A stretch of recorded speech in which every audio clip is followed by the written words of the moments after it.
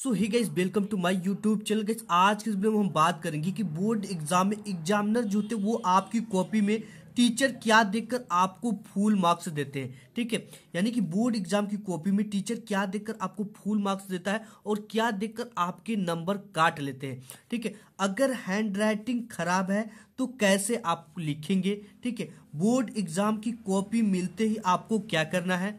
इसके साथ ही साथ कोई भी क्वेश्चन का आंसर बिल्कुल भी नहीं आ रहा है तो उसे ट्रिक से कैसे लिखे, और वैसा ट्रिक बताऊंगा जिसे अगर आप लिखोगे तो पूरा का पूरा आपको नंबर भी मिलेगा। ठीक है, अगर कोई प्रश्न आधा आता तो उसे क्या करें, उसे लिखे या छोड़ दे। ठीक है, किसी भी क्वेश्चन का आंसर कितना लिखे, क्या ज्यादा पेज लिखने से ज्यादा नंबर मिलता है, और क्या बोर्ड एग्जाम की कॉपी में पैसा लगाने के भी नंबर मिलते हैं।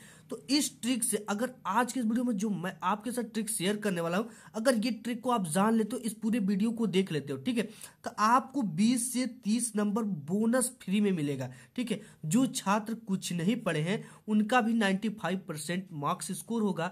तो इसके लिए आपको कुछ भी नहीं करना। ठीक है, सबसे पहले वीडियो को लाइक करके चैनल को सब्सक्राइब कर देना है, क्योंकि इस तरह के वीडियो को नोटिफिकेशन सबसे पहले आप तक पहुंच सके। तो आइए शुरुआत करते हैं आज के धमाकेदार वीडियो को। सबसे मेन पॉइंट जो चीजें ये है कि टीचर आपकी कॉपी में क्या देखकर आपको पास या फेल करते हैं। ठीक है, मतलब टीचर की नजरिया से आप कैसे कॉपी को लिखोगे तो वो आपको पास या फेल करते हैं। सबसे पहले तो आपकी हैंड राइटिंग टीचर देखता है। ठीक है, कॉपी में आपकी टीचर क्या देखता है कि आपकी हैंड राइटिंग कैसी है। ठीक है, देखो, हैंड राइटिंग उसी हैंड राइटिंग पे नंबर करता है जो एवरेज हैंड राइटिंग होती है उस पर नंबर नहीं करते, जो बिल्कुल पुअर होती है उस पर करते हैं। ठीक है, तो अगर हैंड राइटिंग आपने कैसा लिखा ये टीचर देखता है। ठीक है, टीचर क्या देखेगा कि आपकी लिखावट कैसी है।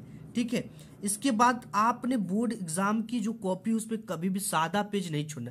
ये नहीं कि ये एक पेज है, फिर ये दूसरा पेज है, ये तीसरा पेज है। ठीक है, तीसरे को आप क्या कर दिए, सादा छोड़ दिया, और चौथे पर आप प्रश्न उत्तर लिख दिए। तो टीचर क्या करेगा कि ये दो कॉपी चेक करेगा और इस पे नंबर देगा, इस पे नंबर देगा, और ये चीजें सोचेगा ना कि ये बच्चा यहीं तक लिखा है, इसके बाद वाले कॉपी पे नहीं लिखा है, तो आपको यहीं तक नंबर मिलेगा, इसके बाद नंबर नहीं मिलेगा।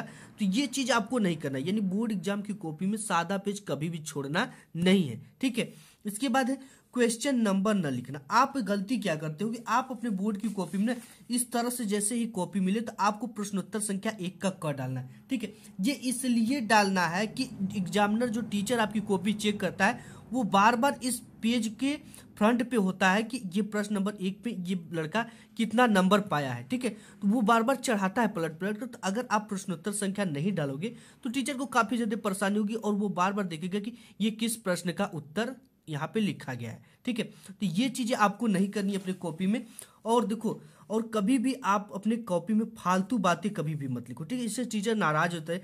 जैसे फालतू बातें में आप क्या लिख देते हो, कसम लिख देते हो। ठीक है, बहुत सारे स्टूडेंट कसम लिख देते हैं, गाली लिख देते हैं, गाना लिख देते हैं। ठीक है, और आत्महत्या जैसी चीजें लिख लेते हैं कि सर मैं आपका पैर पकड़ता हूँ, मुझे पास कर दो, अदरवाइज मैं अपनी आत्महत्या कर लूंगा। अपनी कुछ मजबूरियां लिख देते। ठीक है, सर मैं इस वजह से नहीं पढ़ पाया, कृपया करके मुझे पास कर दो। तो देखो, ये सब चीजें लिखने पर टीचर कभी पास नहीं करेगा। ठीक है, किस टॉपिक पे पास करेगा वो मैं आपको बताऊंगा कि क्या आप करोगे तो आप पास हो जाओगे, लेकिन ये चीजें आप अपने कॉपी में भूलकर भी मत करना। ठीक है, ऐसा करने से आपको 1 नंबर कभी जिंदगी में गारंटी की नहीं मिलेगा, बल्कि आप फेल कर दिए जाओगे। ये चीजें आपको नहीं करना है। और नेक्स्ट चीज बात कर लेते, क्या ज्यादा पेज लिखने से ज्यादा मार्क्स मिलता है, ज्यादा नंबर मिलता है। तो देखो, इस चीज को मैं अभी आपको क्लियर कर देना चाहता हूं। अगर कोई भी क्वेश्चन, ठीक है, 2 मार्क्स का है, कितने मार्क्स का है, 2 मार्क्स का है, इसकी जो वर्ड लिमिट होती है वो 25 से 30 होती है, 25 से 30। ठीक है, तो अगर अब 25-30 न लिखकर अगर आप 60 वर्ड इसके लिख दोगे, ठीक है, तो आपको अगर ये 2 मार्क्स का है ना तो 2 ही मार्क्स मिलेगा, इससे ज्यादा नहीं मिलेगा। इसमें आपका घटा क्या होगा, ठीक है, घटा ये होगा क्योंकि वो उस कॉपी के फ्रंट पे लिखा है कि ये क्वेश्चन मैक्सिमम 2 मार्क्स है। ठीक है, इसका मैक्सिमम 2 मार्क्स है, और इसमें बच्चा कितना मार्क्स पाए ये टीचर यहाँ पे चढ़ाता है।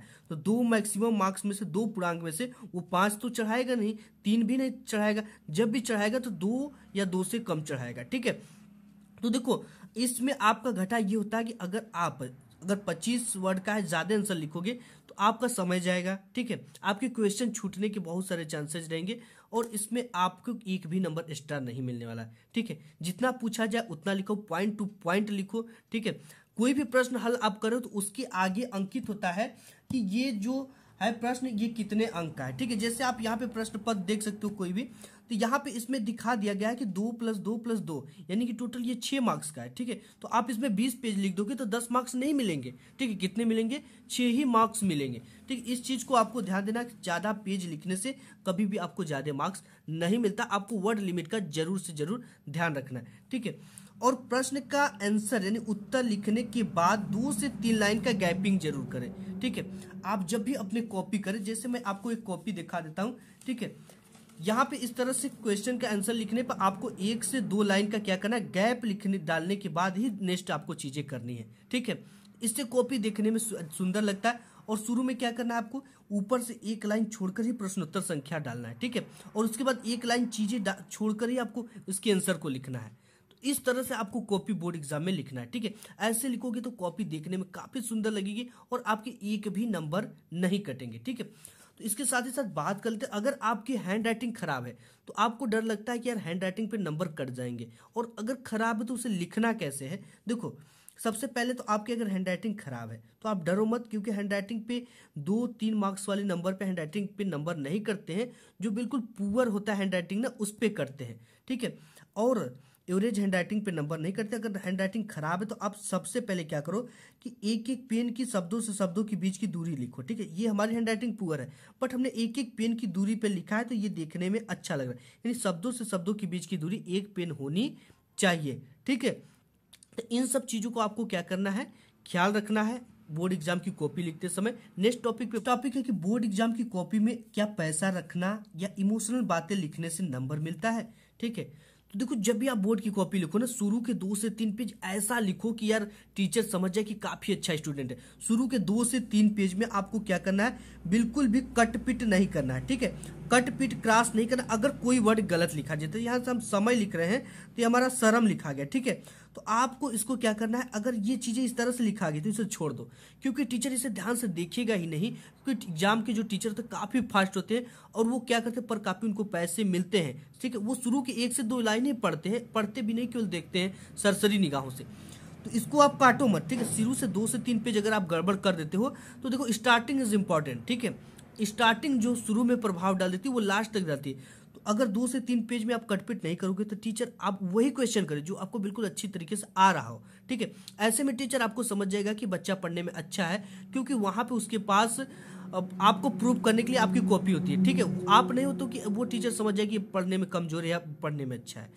ऐसी सिचुएशन में आप करो कि बोर्ड के 2 से 3 पेज में बिल्कुल भी कट क्रॉस मत करो, ठीक है। अगर चीजें गलत हो जाती तो उसे उसी तरह से छोड़ दो, ठीक। ये सब चीजों का आपको ध्यान देना है। और बोर्ड एग्जाम की कॉपी में पैसा रखना, इमोशनल बातें लिखने से नंबर मिलता है। देखो, मैं एक बात बहुत ज्यादा क्लियर कर देना चाहता हूं कि पैसा रखने से क्या फायदा होता है और क्या नुकसान होता है, ठीक है। देखो, जो कॉपी आपकी कॉपी चेक होती है वो सीसीटीवी की निगरानी में होती है, ठीक है। ऐसे में पैसा रखना तो दंडनीय कानूनी कार्रवाई सरकार की तरफ से, मतलब कि एक तरह का अपराध है।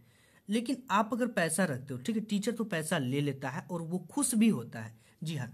लेकिन अगर पैसा रखने के बाद आप अपनी कॉपी बिल्कुल सादा छोड़कर आ जाओगे, ठीक है, सादा छोड़कर आओगे तो टीचर उसमें लिख कर आपको पास नहीं करेगा। हाँ, उससे रिलेटेड कुछ भी कीवर्ड लिखे हो उस क्वेश्चन से रिलेटेड, जो भी आपको आता हो, ठीक है, या उस चैप्टर से रिलेटेड, या जो जी चीजें क्लास में सुने हो, अगर वो चीजें आती हो उसको लिखो तो आपको नंबर मिलेगा। लेकिन आप पैसे रखोगे तो इसके देखो फायदे होते हैं, लेकिन उस जगह पे होंगे जब कुछ ना कुछ लिखे रहोगे तब, ठीक है। बोर्ड एग्जाम की कॉपी में पैसा रखना, इमोशनल बातें लिखने से नंबर मिलता है, तो ये बिल्कुल बात गलत है, ठीक है। इमोशनल बातें लिख दोगे तो नंबर आपके नहीं मिलेंगे। और जो प्रश्न आधा आता है तो बोर्ड एग्जाम में उसका आंसर लिखे कि नहीं लिखे, ठीक है। देखो, अगर एक क्वेश्चन 6 मार्क्स का है, ठीक है, क्वेश्चन कितने मार्क्स का है, 6 मार्क्स का है, तो अगर आप इसमें से अगर इसको कितनी 10 लाइन लिखना है, ठीक है, अगर आपको 3 लाइन आता है, अगर दूसरी बात आपको आता है 6 लाइन, तीसरी बात आपको आता है 8 लाइन, ठीक है, तो आपको ये भी लिखना है, ये भी लिखना है, ये भी लिखना है। यानी कि कोई भी प्रश्न को बोर्ड एग्जाम के किसी भी क्वेश्चन को आपको छोड़ना नहीं है, ठीक है। ऑल क्वेश्चन को आपको क्या करना, अटेम्प्ट करना है, ठीक है। देखो अगर ये तीन लाइन आ रहा है तो आपको 2 नंबर तो मिलेंगे ही मिलेंगे, ठीक है। ये आ रहा है तो आपको 4 नंबर मिलेंगे, ठीक है। यहां से अगर सर ये आ रहा है तो आपको 3 नंबर मिलेगा, और ये आ रहा है तो आपको 4 नंबर मिलेंगे, ठीक है। तभी तो आपको 4 नंबर मिले, यानी जितना भी आए, एक लाइन भी आए तो उसका उत्तर लिख कर आओ, उसके भी 1 नंबर मिलेंगे, ठीक है।